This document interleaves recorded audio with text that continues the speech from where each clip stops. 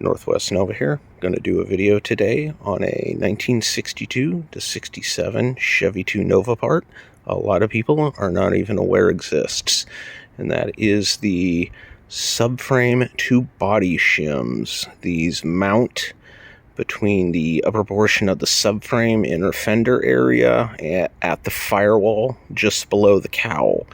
They are hidden behind the subframe, so a lot of people never see them. They only come into play when you take the subframe off. And that is what I wanted to touch on today, because they often get lost when taking the subframe off. They're also known to rust badly. GM used two versions of these. There is the 62 to 65 version, which is known as the big one, and the 66-67 version, which is known as the small one. And you can see they're quite a bit different in size, though they look similar.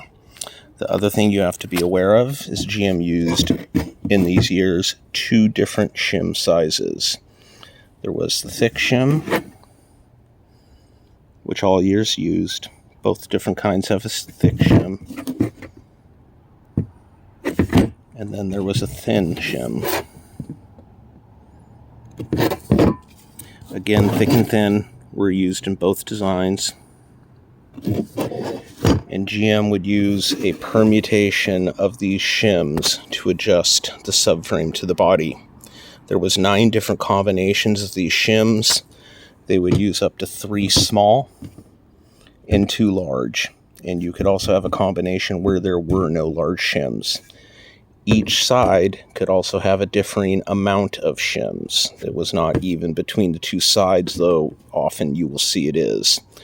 So if you are taking your subframe off the body of the car, you need to pay attention to which shims go where, because there's not really good documentation on how GM did this. You would have to follow the body manuals and do all the measurements, and you don't want to deal with that.